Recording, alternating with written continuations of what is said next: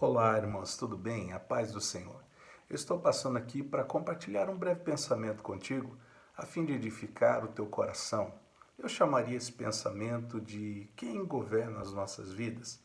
E para isso eu gostaria de ler o texto que está no livro do profeta Isaías, no capítulo 6. A partir do versículo 1 diz assim: No ano em que morreu o rei Uzias, eu vi o Senhor assentado sobre um alto e sublime trono, e as orlas do seu manto enchiam o templo.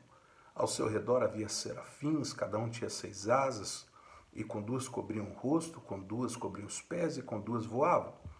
E clamavam uns para os outros, dizendo: Santo, Santo, Santo é o Senhor dos exércitos, a terra toda está cheia da sua glória. E as bases dos limiares moveram-se à voz do que clamava, e a casa se enchia de fumaça. Então disse eu: Ai de mim, pois estou perdido, porque sou homem de lábios impuros e habito no meio de um povo de impuros lábios.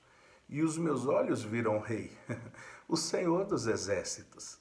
Então voou para mim um dos serafins, trazendo na mão uma brasa viva, que tirara do altar com uma tenaz. E com a brasa tocou-me a boca e disse: Eis que isto tocou os teus lábios, e a tua iniquidade foi tirada, e perdoado o teu pecado. Depois disto, ouvi a voz do Senhor que dizia: A quem enviarei? E quem há de ir por nós? Então disse eu: Eis-me aqui, envia-me a mim. Essa história é muito interessante porque nos mostra algo muito interessante. Quem governa as nossas vidas? Para entender isso, a gente precisa entender o primeiro versículo do texto. No ano em que morreu o rei Uzias. Essa frase tão pequena guarda muitos segredos. Por que Uzias era tão importante para Isaías? Por que Uzias era tão importante para o reino de Judá? Depois que Salomão morreu, então a gente sabe que os reinos se dividiram entre reino do norte e reino do sul. No reino do sul, então agora, depois de Amazias, vem Uzias para reinar e Jeroboão reinava no reino do norte. E não houve, queridos, depois dessa divisão de reino, uma época melhor para o reino de Judá. Uzias foi um rei muito especial, muito importante para a história, porque Uzias ele reformou as defesas de Jerusalém, ele reorganizou o exército, ele trouxe novas tecnologias, ele também realizou campanhas de sucesso contra os filisteus, contra os amonitas. Enfim, Uzias foi um rei que trouxe de volta a reputação de Judá e fez de Judá um lugar muito próspero, a fim de que o seu nome até chegou no Egito. E essa história toda você pode acompanhar ali em 2 Crônicas 26. E Uzias, ele sendo um grande rei, e obviamente como um grande rei, foi um homem que serviu a Deus de coração reto e fez tudo isso da maneira correta.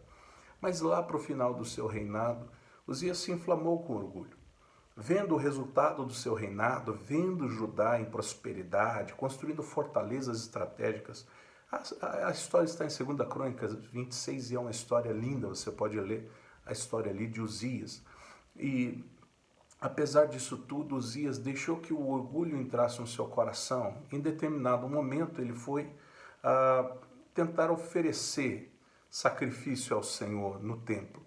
E os sacerdotes não quiseram permitir, mas mesmo assim Uzias insistiu e ofereceu o incenso ao Senhor.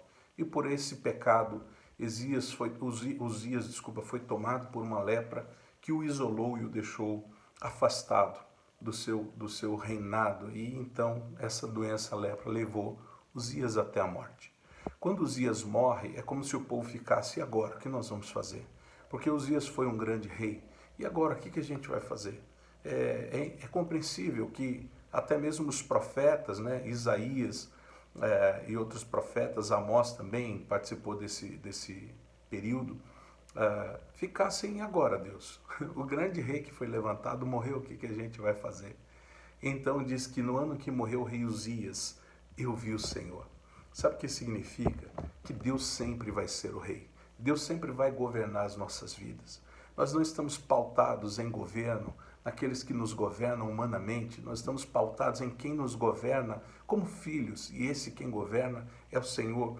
Ele disse assim, Isaías: eu vi o Senhor assentado num alto e sublime trono, e as suas orlas cobriam o templo. A orla do seu manto cobria o templo. A primeira coisa é que quando nós estamos passando por um tempo como esse, a gente precisa perguntar quem governa as nossas vidas. Isaías aqui tem a visão da majestade, a visão de Deus. E quando Isaías vê a Deus, o que acontece em seguida é que ele percebe a sua limitação e o quanto ele era pecador. Ele disse: ai de mim, porque eu sou um homem de impuros lábios e habito no meio de um povo de impuros lábios. Então, quando vemos o Senhor, a primeira coisa que nos aparece, a primeira coisa que fica evidente, é a nossa limitação e pecado. Mas por que é assim? Por que isso acontece? Porque Deus está nos dando uma oportunidade de confessar os nossos pecados e de receber perdão, a fim de que Deus manifeste o seu governo sobre as nossas vidas. Sabe, queridos, o Brasil não está na mão de governantes, o mundo não está na mão de governantes, está debaixo do poder de Deus. Quando nós vemos a majestade, mesmo que o nosso rei tenha morrido, o nosso rei natural, nós percebemos que Deus governa sobre as nossas vidas e nunca vai nos desamparar. Mas depois de confessar, né, e colocar os seus pecados diante do Senhor, vem então o recebimento de perdão, porque aí ele diz: eu vi o rei assentado sobre um trono. Eu vi um rei assentado sobre um trono. E depois disso, o que acontece? Depois disso nós recebemos um chamado. Como nós vamos manifestar a glória de Deus por onde formos? Ele diz: a quem enviarei? Quem há de ir por mim? Isaías diz: eis-me aqui, Senhor, envia-me a mim. Agora eu sei quem governa sobre a minha vida. Agora eu sei que Judá ia bem, não era só por causa do rei Uzias, mas porque o Senhor sempre governou as nossas vidas. Então mude a direção do seu olhar, mude o foco do seu olhar. Olhe para Deus, é Ele que governa a tua vida. Tudo está debaixo do controle dEle. Assim que as suas deficiências e limitações aparecerem, seja sincero diante dEle. Diga: Senhor, eu tenho essas limitações, mas mesmo assim, usa-me para a tua glória. Usa-me para a tua glória como um instrumento nas tuas mãos. Amém? E assim será, meu irmão, porque Deus é bom, Deus é misericordioso. Mas hoje Ele está dizendo: quem governa a tua vida sou eu.